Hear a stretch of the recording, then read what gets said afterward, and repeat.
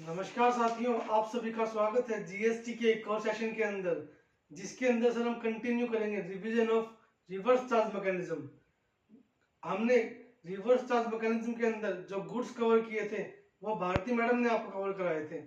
कुछ services cover की थी हमने लास्ट लेक्चर में। अब कुछ बैलेंस सर्विसेज हमारी लेक्चर में कंप्लीट करेंगे।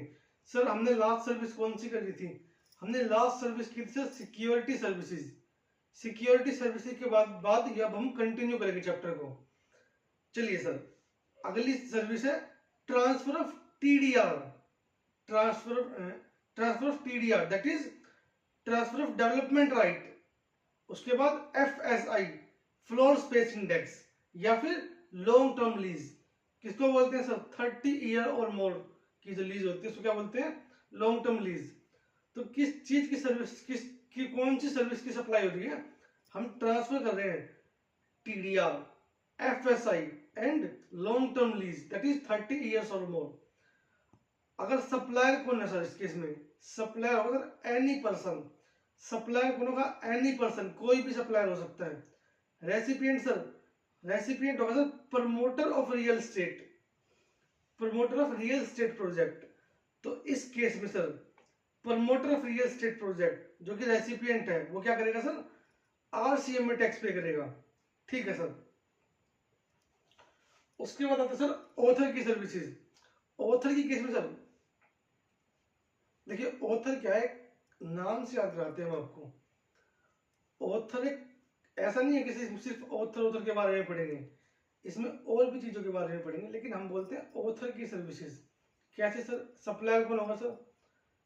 सप्लायर होगा या तो ऑथर होगा, या फिर कोई म्यूजिक कंपोजर होगा, या कोई फोटोग्राफर होगा, या फिर कोई आर्टिस्ट होगा। सप्लायर कौन कौन हो सकता है?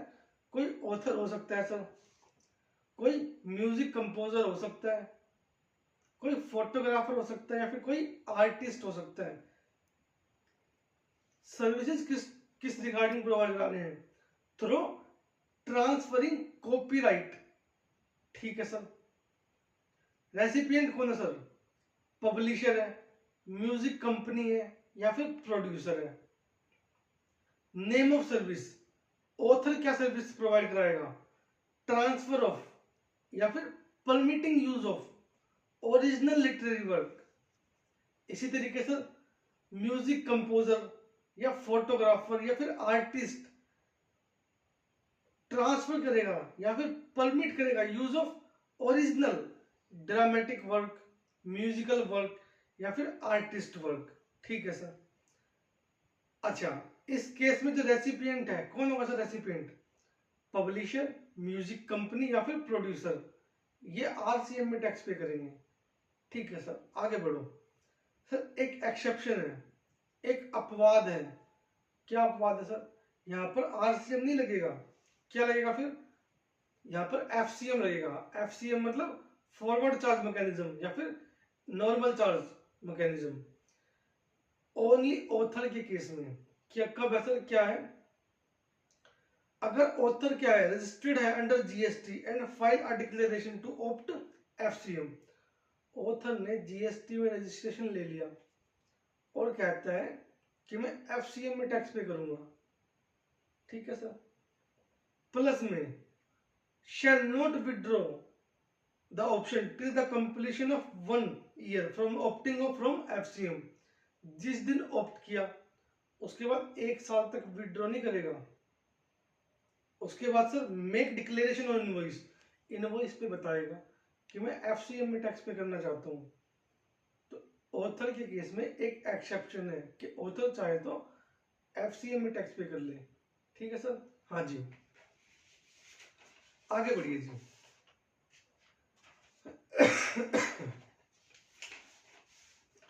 सर अगला केस आता है आपका डायरेक्ट सेलिंग एजेंट का। सप्लायर कौन होगा सर? सर सप्लायर होगा कोई भी individual direct selling agent. Recipient कौन होगा sir? Banking company, financial institution and NBFC. इस केस में जो रेसिपिएंट है बैंकिंग कंपनी, फाइनेंशियल इंस्टीट्यूशन और एनबीएफसी, ये आरसीएम में टैक्स पे करेंगे। ठीक है सर, आगे बढ़ो सर। सर डायरेक्टर की सर्विसेज, अगर कोई डायरेक्टर सप्लायर है, सप्लायर कौन होगा सर इस केस में? डायरेक्टर। रेसिपिएंट कौन होगा सर? कंपनी या फिर कोई बॉडी कॉर्पोरेट। अगर कोई डायरेक्टर है, किसी कंपनी को या फिर किसी बॉडी कॉर्पोरेट को सर्विसेज प्रोवाइड करता है अपनी, तो चेक करेंगे सर, अगर टीडीएस डिडक्ट हो रहा है डायरेक्टर का under section 192, sir under section 192 में कौन सा टीडीएस डिडक्ट होता है? सर अंडर सेक्शन 192 में टीडीएस ऑन सैलरी डिडक्ट होता है सर। तो फिर एम्प्लॉयर एम्प्लॉय रिलेशनशिप आ गया डायरेक्टर का कंपनी के साथ में। हाँ सर, तो याद कीजिए सर, सप्लाई चैप्टर में पढ़ते हैं हम, अगर एम्प्लॉयर एम्प्लॉय रिलेशनशिप है तो जीएसटी लगता ही नहीं है। जीएसटी क्या है? एग्जम्प्ट है। तो नो सप्लाई शेड्यूल नंबर 3 में कवर है। लेकिन अगर डायरेक्टर का टीडीएस डिडक्ट होता है other than section 192, example section number 194 जे, प्रोफेशनल सर्विसेज का टीडीएस डिडक्ट होता है डायरेक्टर का, तो इस केस में से जो कंपनी है या फिर जो बॉडी कॉर्पोरेट है, बेसिकली रेसिपिएंट जो है, वो आरसीएम में टैक्स पे करेगा। समझ आ रही है ना जी? हाँ सर, हमें समझ आ रही है। आगे बढ़िए सर। सर इसी तरीके से इंश्योरेंस का केस आता है। अगर सप्लायर कौन है? इंडिविजुअल इंश्योरेंस एजेंट, और रेसिपिएंट कौन है? इंश्योरेंस कंपनी, तो इस केस में इंश्योरेंस कंपनी ही टैक्स पे करेगी आरसीएम में। सर ध्यान दीजिएगा, मैंने बोला सप्लायर कौन है? Individual insurance agent. ठीक है सर, आगे बढ़ो सर। सर अगला टॉपिक आपका स्पॉन्सरशिप सर्विसेज। अगर सप्लायर है एनी पर्सन, सप्लायर कौन है सर? एनी पर्सन, रेसिपिएंट है पार्टनरशिप फर्म या बॉडी कॉर्पोरेट, तो इस केस में रेसिपिएंट जो partnership firm and body corporate है वो आरसीएम में टैक्स पे करेंगे। ठीक है सर, आगे बढ़ो सर। अगला केस आता है सर आपको landing of security. Landing of security में सप्लायर कौन होगा सर? लैंडर, और रेसिपिएंट कौन होगा सर? बोरोवर। तो लैंडर ने अपनी सिक्योरिटी बोरोवर को लैंड करी, तो रेसिपिएंट जो है बोरोवर, वो आरसीएम में टैक्स पे करेगा। ठीक है सर, आगे बढ़ो सर। सर अगला केस है रेंटिंग ऑफ मोटर व्हीकल। अगला केस है रेंटिंग ऑफ मोटर व्हीकल, किस चीज के लिए sir? For passenger transportation where fuel cost is included in consideration. क्या मीनिंग सर? हमने रेंट पे लिया है मोटर व्हीकल, किस चीज के लिए? पैसेंजर ट्रांसपोर्टेशन के लिए, जिसमें fuel cost is included in consideration. इस केस में से सप्लायर कौन होगा? Any person other then body corporate which is not issuing invoice at the rate 12%। ठीक है सर। सर रेसिपिएंट कौन होगा सर? Body corporate. तो बॉडी कॉर्पोरेट जो रेसिपिएंट है वो आरसीएम में टैक्स पे करेगी टू गवर्नमेंट। ठीक है सर, आगे बढ़ो सर। सर अगला केस आता है आपका रेंटिंग ऑफ इमूवेबल प्रॉपर्टी। बड़े ध्यान से सुनिएगा सर, बड़े ध्यान से। अगर रेंटिंग करते हैं किसकी? इमूवेबल प्रॉपर्टी की, तो सबसे पहले चेक करेंगे renting of residential property bye anyone. कोई भी पर्सन है, कोई भी बंदा है, क्या कर रहा है? रेंट पे दे रहा है अपनी रेजिडेंशियल प्रॉपर्टी को। किसको दे रहा है सर? टू रजिस्टर्ड पर्सन को, किसी रजिस्टर्ड पर्सन को, चाहे फिर वो रेजिडेंशियल पर्पज में यूज करे या फिर कमर्शियल पर्पज में यूज करे, तो वो रजिस्टर्ड पर्सन जो है वो आरसीएम में टैक्स पे करेगा सर। लेकिन सर एक एक्सेप्शन दी गई। क्या एक्सेप्शन दी गई sir? It is exempt when such registered person is proprietor of a proprietary concern and he used such residential property for residential purpose, not for the proprietary concern। कैसे sir? समझ नहीं आया। मैंने कहा sir सुनिए, मेरा नाम है सर केशव पाल, मैंने एक प्रोप्राइटरी बिजनेस खोला अपना केशव पाल एंड एसोसिएट्स के नाम से। रजिस्टर्ड पर्सन हूँ जीएसटी में, बिजनेस करता हूँ सर, जो प्लेस ऑफ बिजनेस है मेरा वो कनॉट प्लेस के अंदर है, रहता मैं कहाँ पे हूँ सर, सोनीपत में। हाँ सर, तो मैंने एक प्रॉपर्टी रेंट पे ली है रहने के लिए, तो जो प्रॉपर्टी मैं यूज कर रहा हूँ तो मैं रजिस्टर्ड, लेकिन क्या हूं मैं सर, रजिस्टर्ड पर्सन तो हूं, लेकिन मैं प्रोपराइटर हूँ, प्रोपराइटरशिप का। और जो प्रॉपर्टी रेंट पे लिया मैंने वो यूज किसके लिए कर रहा हूँ, रेजिडेंशियल रेजिडेंस के लिए, तो जीएसटी क्या है सर, एग्जम्प्ट होगा। सर एग्जम्प्ट कब नहीं होगा, लेट सपोज मैंने जो बिजनेस है, प्लेस ऑफ बिजनेस भी मेरा सोनीपत के अंदर ही है, उसी प्रॉपर्टी के अंदर ही मैं रहता हूँ और उसी प्रॉपर्टी के अंदर ही मेरा प्लेस ऑफ बिजनेस है, तो इस केस में सर आरसीएम एप्लीकेबल हो जाएगा सर, मेरे को आरसीएम में टैक्स पे करना पड़ जाएगा जी। ठीक है सर, आगे बढ़ो sir. For knowledge purpose, knowledge purpose sir, जानकारी के लिए, अगर रेजिडेंशियल प्रॉपर्टी रेंट करते हैं किसी अनरजिस्टर्ड पर्सन को, तो कोई कभी भी जीएसटी नहीं लेगा, जीएसटी क्या है, एग्जम्प्ट है। लेकिन अगर कमर्शियल प्रॉपर्टी चाहे किसी रजिस्टर्ड पर्सन को रेंट पे दी जाए, चाहे किसी अनरजिस्टर्ड पर्सन को रेंट पे दी जाए, कमर्शियल प्रॉपर्टी की बात हो रही है सर, तो एफसीएम लगेगा सर, आरसीएम नहीं लगेगा। ठीक है सर। सर एक सर्विस रह गई, आपने हमें गवर्नमेंट की सर्विसेज नहीं कराई सर, आपने सर हमें गवर्नमेंट की सर्विसेज नहीं कराई, जिसके अंदर अभी रिसेंटली काफी अमेंडमेंट आई है। मैंने कहा सर सुन लीजिए, आप सुन लीजिए आराम से, नोट कीजिएगा सर, नोट, अगर गवर्नमेंट की सर्विसेज को आपने नोट नहीं किया, पेन पेपर उठा लीजिए और लिखना शुरू कर दीजिए सर। अगर आप लिख लोगे इसको, आपको मैं कहता हूं आसानी से याद हो जाएगी, आप सोचोगे कि सुन के याद हो जाएगी, नेक्स्ट टू इम्पॉसिबल, बिल्कुल भी पॉसिबल नहीं है सर। आप पेन पेपर उठाइए, लिखना शुरू कीजिए, आराम आराम से लिखिए सर। सर सप्लायर कौन है, देखिए जनरली क्या होता है, लिखो लिखो बेटा, जनरली क्या होता है, सप्लायर है government in the form of central government, state government, local authority या फिर यूनियन टेरिटरी। ठीक है सर। रेसिपिएंट कौन है सर, रेसिपिएंट है अगर कोई बिजनेस एंटिटी रेसिपिएंट है, अगर रेसिपिएंट है कोई बिजनेस एंटिटी,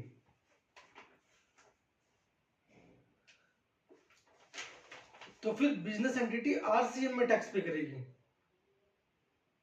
नहीं समझ आया, अगर central government, state government, local authority, union territory government है, इन्होंने किसको सप्लाई करी, किसी बिजनेस एंटिटी को, तो फिर आरसीएम में बिजनेस एंटिटी टैक्स पे करेगी।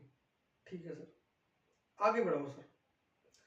सर अगर गवर्नमेंट किसी नॉन बिजनेस एंटिटी को सर्विस प्रोवाइड करा रही है, तो जीएसटी क्या होगा सर, एग्जम्प्ट होगा। ठीक है सर। सर अभी तक आपने हमें दो बातें बताई, अगर सप्लायर को है central government, state government, local authority या यूनियन टेरिटरी, गवर्नमेंट है बेसिकली। रेसिपिएंट कौन है, अगर बिजनेस एंटिटी है तो बिजनेस एंटिटी आरसीएम में टैक्स पे करेगी। ठीक है सर। अगर रेसिपिएंट है अदर देन बिजनेस एंटिटी, तो फिर जीएसटी क्या है सर, एग्जम्प्ट है। सर बड़ा आसान था गवर्नमेंट का, तो आप तो कह रहे थे बहुत मुश्किल है। मैंने कहा सर जनरली ऐसा होता है, तो सर जनरली के अलावा भी कुछ होता है। हाँ जी, जनरली के अलावा भी कुछ होता है, कुछ स्पेसिफिक कहा गया, कुछ बातें स्पेसिफिकली बोली गई। क्या बोली गई sir, in case of renting of immovable property by central government, state government, local authority या फिर यूनियन टेरिटरी, किसको sir, to any registered person, अगर गवर्नमेंट ने कोई इमूवेबल प्रॉपर्टी रेंट पे दी, किसको, रजिस्टर्ड पर्सन को, तो रजिस्टर्ड पर्सन आरसीएम में रिवर्स चार्ज मैकेनिज्म में टैक्स पे करेगा। ठीक है जी, आगे sir, but if it is provided by Indian railways तो आरसीएम नहीं लगेगा, एफसीएम लगेगा सर। क्यों सर? सर इंडियन रेलवे कहती है अपनी लाइबिलिटी हम खुद पे करेंगे। हमने इससे पहले पढ़ा था गुड्स में कुछ, क्या आपको याद आ रहा है ऐसे? क्या जी आपको याद आ रही है ये बात? गुड्स के केस में पढ़ा था, अगर मिनिस्ट्री ऑफ रेलवेज है, यूज्ड व्हीकल्स, सीज्ड गुड्स, पढ़ा था हमने। हाँ सर हमने पढ़ा था, थोड़ा थोड़ा याद आ रहा है सर हमें। सर क्लास नंबर 1 जो भारती मैडम ने क्लास कराई थी, एक बार रिवाइज कीजिए सर उस क्लास को, आपको दोबारा से याद करने की जरूरत नहीं पड़ेगी। यहाँ पे जहां भी मिनिस्ट्री ऑफ रेलवे आ जाएगी वहां पर एफसीएम लगेगा सर, फॉरवर्ड चार्ज मैकेनिज्म लगेगा, आरसीएम नहीं लगेगा। ठीक है सर, आगे बढ़ो सर। चलिए सर, अब कुछ स्पेसिफिक केस बताए गए जहां पर एफसीएम ही लगेगा, कभी भी आरसीएम नहीं लगेगा।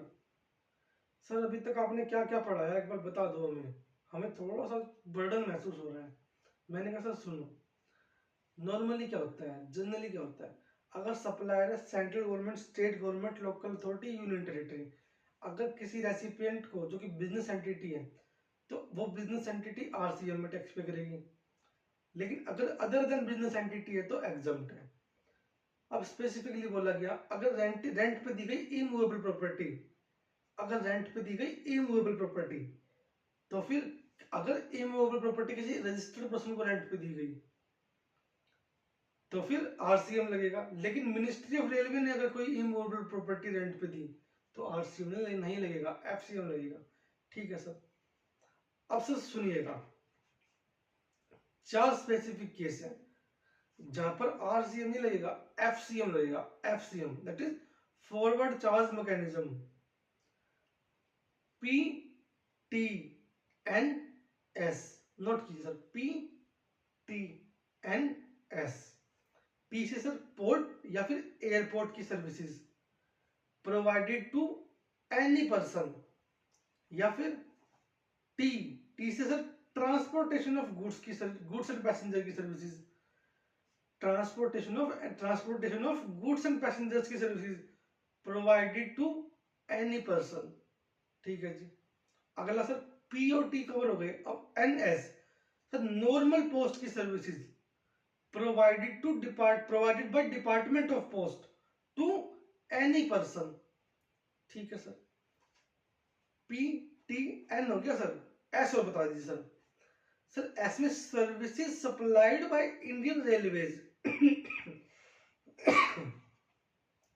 Services supplied by Indian railways, किसको सर? To any person. इस केस में सर एफसीएम लगेगा, फॉरवर्ड चार्ज मैकेनिज्म लगेगा, आरसीएम एप्लीकेबल नहीं होगा। ठीक है सर, आगे बढ़ो सर। अब सर सुनिएगा, एग्जम्पशन की बात आ रही है। एग्जम्पशन का मतलब यहाँ पे ना आरसीएम ना एफसीएम। कब sir? Further exemption is provided in respect of services provided by central government, state government, local authority, union territory in relation to speed post, express parcel post, life insurance या फिर agency की services, if it is provided to central government, state government, local authority या फिर union territory. Government ने government कोई services दी, कौन सी दी? Speed post, express parcel post, life insurance and agency की सर्विसेज, तो कोई जीएसटी नहीं है। जीएसटी क्या सर? एग्जम्प्ट है। ठीक है जी। लेकिन अगर किसी और को दी गई है सर्विसेज तो जीएसटी एग्जम्प्ट होगा सर? नहीं सर, एफसीएम लगेगा, फॉरवर्ड चार्ज मैकेनिज्म लगेगा। ठीक है sir.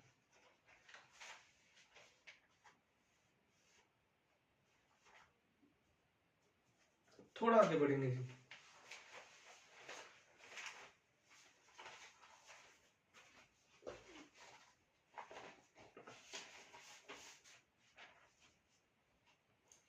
Additional services notified under RCM in IGST. IGST के अंदर भी 2 सर्विसेज बताई गई सर। अगर services provided by any person located in non taxable territory to any person other than NTOR, तो आरसीएम में टैक्स पे करना पड़ेगा सर रेसिपिएंट को। या फिर services provided by person located in non taxable territory to any importer, India में होगा sir importer, by transportation of goods through vessel from outside India to custom station in India, तो RCM में tax pay करना पड़ेगा basically import की case में। Sir ये दोनों सर्विसेज जो हमने पढ़ी रीड कर लेना सर, एग्जाम पर्पज से not so important, just read only. Sir last page है इसका, जीटीए किसको बोलेंगे सर, जो कि कंसाइनमेंट नोट इशू करेगा, ठीक है जी। सर बॉडी कॉर्पोरेट का मतलब क्या होता है, सर बॉडी कॉर्पोरेट का मतलब होता है company, whether Indian company foreign company, including LLP also, okay sir. Sir LLP का मतलब क्या होता है, LLP includes partnership firm, okay जी। Sir responsibility to issue invoice in normal cases, supplier है, मतलब अगर एफसीएम की बात करते हैं, फॉरवर्ड चार्ज मैकेनिज्म की बात करते हैं, लेकिन सर आरसीएम के केस में क्या होगा, अगर सप्लायर रजिस्टर्ड है तो सप्लायर इशू करेगा इनवॉइस, लेकिन अगर अगर सप्लायर अनरजिस्टर्ड है तो रेसिपिएंट इशू करेगा सर इनवॉइस, ठीक है सर। एक और चीज सर, जब भी रेसिपिएंट रिवर्स चार्ज में आरसीएम में टैक्स पे करेगा, जब भी रेसिपिएंट आरसीएम में टैक्स पे करेगा जी, तो उसको जीएसटी पे करने के लिए कंपल्सरी रजिस्ट्रेशन लेना पड़ेगा जीएसटी के अंदर, अंडर सेक्शन 24, ठीक है सर। सर क्या जैसे आपने पढ़ाया अगर हम उस तरीके से पढ़ें क्या हमें चीजें याद हो जाएंगी? सर ईमानदारी से पढ़िएगा, लिख लिख के पढ़िएगा, याद हो जाएंगे सर। अपना लिखा आप आसानी से याद कर पाओगे। मेरे नोट्स ऐसा नहीं है कि मैं अपने नोट्स शेयर करूं तो उससे याद नहीं कर पाओगे। मेरे नोट से तो कहता हूं सर मैं आंख बंद करके याद हो जाएंगी आपको चीजें, लेकिन मैं कहता हूं सर अपने नोट्स बनाने की आदत डालिए, एक बार अपने नोट्स बनाइएगा सर, आपको आरसीएम का चैप्टर बड़ी आसानी से याद होगा। 3 क्लास ली सर हमने टोटल 3 क्लासेज ली, जिसमें लगभग हमने पहली क्लास 15-20 मिनट की थी, दूसरी क्लास भी आधा घंटे के आसपास की थी, और आज की क्लास भी हमारी लगभग आधा घंटे के आसपास की जाएगी सर। चैप्टर हमारा कंप्लीट हो चुका है। अब अननेसेसरी डिटेल में कराने लग जाए इसको, ऐसा नहीं हमने डिटेल में नहीं कराया कि हम खोल के बाल की खाल निकालें, तो सर 3 क्लास नहीं 10 क्लास भी कम पड़ जाएंगी आरसीएम चैप्टर में। अच्छा खासा चैप्टर है सर, मेन एम्फेसिस होता है सर लर्न करने पे। समझा मैं आपको कितना ही दूं, मैं आपको कितना भी समझा दूं सर, अगर मैं आपको याद नहीं करा पा रहा ना तो मेरा समझाना वेस्ट है। कैसे सर? सर मैं ज्ञान दिए जा रहा हूं, समझाए जा रहा हूं, बताए जा रहा हूं, बच्चे को याद तो कुछ हो नहीं रहा। एग्जाम में सर ज्ञान याद नहीं आएगा कि मैंने कितने एग्जाम्पल दिए थे, कैसे कैसे समझाया था। एग्जाम में क्या याद आएगा? अगर आपको चीजें लर्न है तो आप एग्जाम में अटेम्प्ट कर पाओगे चीजों को, क्वेश्चन को। कहानियों से नहीं होता सर एग्जाम क्लियर कहानियों से नहीं होगा सर, लर्न करने से होगा। तो सर जीएसटी की और रिवीजन के लिए हमारे साथ जुड़े रहिए। आज के लिए सर इतना ही। Thank you, stay connected.